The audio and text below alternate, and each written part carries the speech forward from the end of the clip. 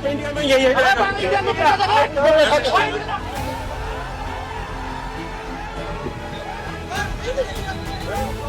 ये तस्वीरें मेघालय बॉर्डर की हैं जहां पे कि बीजीबी और बीएसएफ में बिल्कुल ठन चुकी है। स्थिति बेहद तनावपूर्ण है क्योंकि एक बांग्लादेशी घुसपैठिया जो कि भारत में घुस गया था उसको बीएसएफ ने डिटेन किया और बांग्लादेश बॉर्डर के पास छोड़ दिया। लेकिन बीजेपी की हठधर्मी तो देखिए कि उसे अपने ही इलाके में अपने ही देश में लेने से इनकार कर दिया, जिसके बाद इलाका पूरा तनावपूर्ण हो गया, गतिरोध की स्थिति बन गई और एक तो आमने सामने बीएसएफ और बीजीबी आ गई। वहाँ पे कुछ समय ऐसा भी हुआ कि वहाँ पे लोकल्स भी आ गए और बीएसएफ की ओर नारेबाजी भी की गई। लेकिन बीएसएफ ने जिस तन्मयता से, जिस जुझारूपन से बीजीबी को जवाब दिया है, उसके बाद कहा जा रहा है कि अब बांग्लादेशी घुसपैठियों के लिए भारत में दिन लग गए हैं। आपको पूरा मामला बताएंगे, लेकिन उससे पहले ये वीडियो पूरा देखिए। आप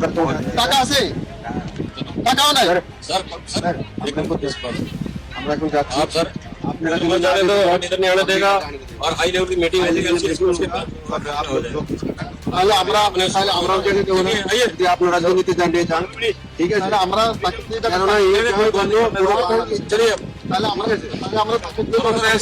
हाई लेवल मीटिंग होकर देखा जाएगा। चलिए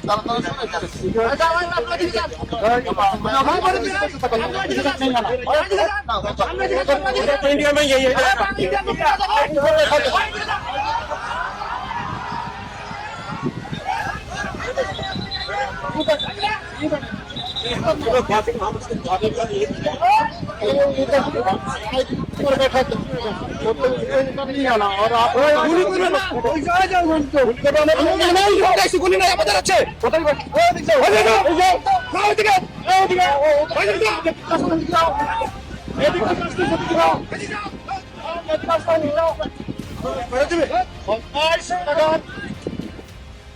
तो ये गारो हिल्स का इलाका है जहाँ की नंदीर 4 एक इलाका है, बॉर्डर है मेघालय का।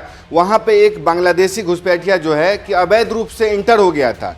बीएसएफ को पता चली बात, उसने उनको हिरासत में लिया और उसको बांग्लादेश के जो बॉर्डर है, सीमा जो इलाका है 0 पॉइंट, वहाँ पे जाके छोड़ दिया।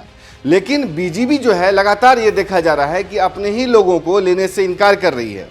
चाहे बंगाल का इलाका हो, हाकिमपुर चेक पोस्ट हो, चाहे मेघालय या दूसरे इलाके हैं, अपने ही लोगों को नहीं ले रही है। इस कारण से स्थिति काफ़ी तनावपूर्ण हो रही है। हम वीडियो भी दिखाते हैं और बताते भी हैं कि किस तरीके से वहाँ माहौल काफ़ी तनावपूर्ण हो गया। वहाँ पे जब बीएसएफ की ओर से ये कहा गया कि बांग्लादेशी घुसपैठिया है तो बीजीबी ने भी पूछताछ की। उस बांग्लादेशी नागरिक ने बताया कि उसका घर बांग्लादेश का है, लेकिन जब उसने स्वीकार किया है तो बांग्लादेशी जो बीजीबी है वो बिफर गया। जवान कहता क्यों बांग्लादेश का है, तो उस पर बीएसएफ के अधिकारी जो जवान है वो कहते हैं जब बांग्लादेश का घर है तो कहाँ भारत का बताएगा।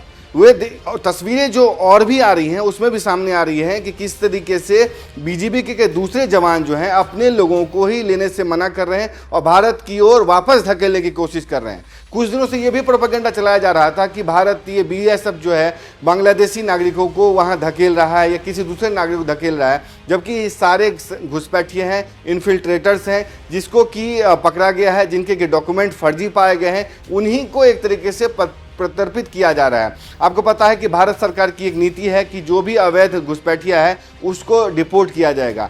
बीते कुछ दिनों से इस मामले में तेजी आई है क्योंकि बंगाल में भी सरकार आई है शुभेंदु अधिकारी की, मेघालय में भी फेंसिंग की गई है, बीएसएफ को अतिरिक्त पावर दिए गए हैं। इस लिहाज से देखा जा रहा है कि धरपकड़ जो है बांग्लादेशी घुसपैठियों की काफ़ी चालू है। लेकिन ये जो ताज़ा मामला सामने आया है उस कारण से स्थिति काफ़ी तनावपूर्ण हो गई। हम एक बार फिर से आपको चाहेंगे कि वो वीडियो दिखाएं और बताएं कि किस तरीके से वहाँ पे इलाके में जो है गतिरोध कायम है, गतिरोध जो बना हुआ है। हालांकि बीएसएफ ने स्थिति को संभाल लिया है। इंडिया में यही है।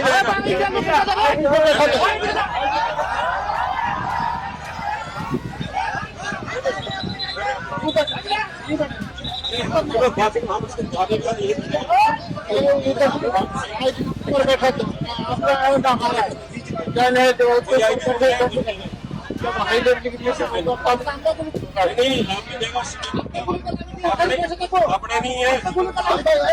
सीधे नहीं आएगा सुनी बात खत्म कर लो नहीं आएगा कोई सुनी बात खत्म करो नहीं आएगा सीधे ये কি বলে না আপনি এটা কি বললেন যে গুলি করবেন না কেন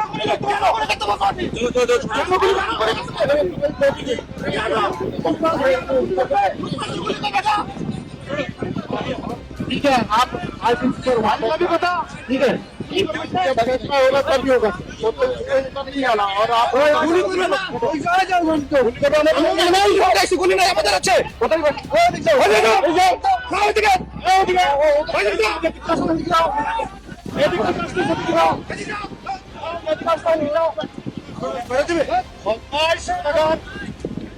तो स्थिति जो है जस की तस बनी हुई है। उस बांग्लादेशी नागरिक को अब तक ये खबर नहीं सामने आई है कि बीजीबी ने अपनी ओर लिया है, क्योंकि उसका ये कहना है कि ये हमारा नागरिक नहीं है, जबकि वो बांग्लादेशी जो नागरिक है, बुजुर्ग जो है, वो स्वीकार कर रहा है कि उसका घर जो है बांग्लादेश में है। इस दौरान जो बीएसएफ के दूसरे जवान हैं, उन्होंने साफ तौर पे बीजीबी को हिदायत दी कि एक भी सिविलियन भारत की ओर नहीं आने चाहिए, भारत की सीमा में एक भी जो बांग्लादेशी नागरिक है वो दिखना नहीं चाहिए।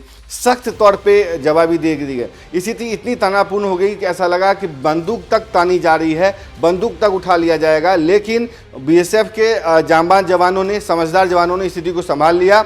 वहाँ पे बीएसएफ के आला अधिकारी ने जो मौके पर मौजूद थे, कमांडर्स जो थे, उन्होंने साफ तौर पर कहा कि इसको हम फिलहाल तो घुसने नहीं देंगे। उनके शब्द में अगर बताऊं तो ये कहा गया कि इसको तुम लोगे नहीं और हम अपने इलाके में घुसने नहीं देंगे।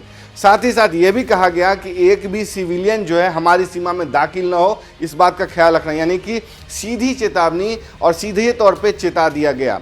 साथ ही साथ बीएसएफ ने ये भी कहा है कि हाई लेवल मीटिंग जो है वो की जाएगी, उसी के बाद समझिए कि इन लोगों का जो फैसला है वो किया जाएगा। तब तक स्थिति जस की तस बनी रहेगी। हालांकि बीएसएफ ने पूरे इलाके को अपने एक तरीके से कंट्रोल में लिया हुआ है, पूरे माहौल को शांत कराया है और स्थिति फिलहाल तनावपूर्ण है लेकिन कंट्रोल में है। आपको बताएं कि सरकार की नीति के तहत जो भी सीएए के तहत नहीं आता है, खास करके बंगाल में, वो भारत का नागरिक नहीं है। इस लिहाज से उसका डिपोर्टेशन भी किया जा रहा है, यानी कि 3D पॉलिसी अगर सरकार की है कि इसको सबसे पहले डिटेक्ट करो, यानी पहचानो, उसके बाद डिटेन करो, उसको हिरासत में लो, उसके बाद डिपोर्ट कर दो। इसी के तहत भारत सरकार ने तकरीबन 2800 बांग्लादेशी नागरिकों की सूची जो है बांग्लादेश को भेजी हुई है कि इसका जो प्रत्यर्पण है होना है और इसकी जो है सत्यापन किया जाए, लेकिन बांग्लादेश उस पर चुप्पी साध करके बैठा हुआ है, उसका सत्यापन नहीं कर रहा है। लेकिन सरकार चूंकि अब बदल चुकी है, बंगाल में भी है, दूसरे जगहों पे भी केंद्रीय मोदी सरकार भी है, तो कोशिश की जा रही है कि इस प्रक्रिया में तेजी लाई जा सके। लेकिन जो सोशल मीडिया पे वीडियो वायरल हो रहा है, ये मेघालय का था। बंगाल वाली खबर हम अलग से बताएंगे आपको कि किस तरीके से वहाँ भी इस तरीके के मामले सामने आ रहे हैं। लेकिन बांग्लादेश का जो ये कोरस बॉर्डर है मेघालय में, वहाँ पे अब बांग्लादेशियों की खैर नहीं है, क्योंकि वहाँ पे न सिर्फ फेंसिंग की गई है बल्कि बीएसएफ ने भी अपनी चौकसी बढ़ा दी है। आपको बताएं कि बीएसएफ एक अर्धसैनिक बल है जो कि गृह मंत्रालय के अंतर्गत आता है, सेना रक्षा मंत्रालय के अंतर्गत आता है। तो इस लिहाज से बीएसएफ के जो मंत्री हुए वो हैं आपको गृह मंत्री अमित शाह, क्योंकि गृह मंत्रालय के तहत बीएसएफ आता है। तो इस लिहाज से गृह मंत्री अमित शाह का दो टूक कहना है कि एक भी घुसपैठिया भारत में दिखना नहीं चाहिए, एको को हम प्रत्यर्पित करेंगे।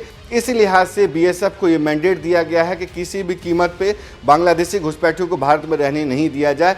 इसी कारण से आप देखते हैं कि फेंसिंग में की गतिविधि में तेजी आई है। इनके कागजात और इनको पकड़ने की जो कोशिशें हैं, पुलिस जो कार्रवाई कर रही है वो भी देखा गया है। डिफरेंट एजेंसियां इसमें लगाई गई हैं और यहाँ तक कि कुछ मामले में ये भी देखा गया है कि अगर इनकी गतिविधियां मामले सामने आती हैं क्राइम से रिलेटेड, उसमें एनआईए को भी शामिल किया गया है। तो इस लिहाज से ये मामला काफ़ी बड़ा बनता जा रहा है। लेकिन जो वीडियो सामने आ रहे हैं उसमें साफ तौर पर दिखता है कि बीएसएफ काफ़ी चौकस नज़र आती है। बीएसएफ काफ़ी मतलब तत्परता से अपनी सीमा को चौकसी कर रही है, सिक्योर कर रही है। और बीजीबी की हठधर्मिता देखिए कि अपने ही लोगों को नहीं ले रही है। उसकी हम वजह समझ सकते हैं कि जिस लेवल पे मास इन्फ्लक्स भारत में किया गया, उस पर विभिन्न सरकारों की मैं दोष देना चाहूँगा कि उन्होंने आंख मूंदे रही हैं। इस लिहाज से अगर इतने लोग फिर से वापस जाते हैं तो इनके लिए बांग्लादेश में खाना पीना, रोजगार, तमाम जो मसले हैं उसकी समस्याएं पैदा होंगी। तो जाहिर सी बात है जो बांग्लादेश ऑलरेडी इस तरह के क्राइसिस के मामले झेल रहा है, जो ऑलरेडी आर्थिक तंगी का शिकार है, जिसमें रोजगार के मसले हैं, खाने के मसले हैं, इन लोगों को फिर से कैसे घर, जंगल जमीन और खान पान मुहैया कराएगा। तो बांग्लादेश की अपनी परेशानी है, लेकिन भारत उसका जिम्मेदार नहीं है।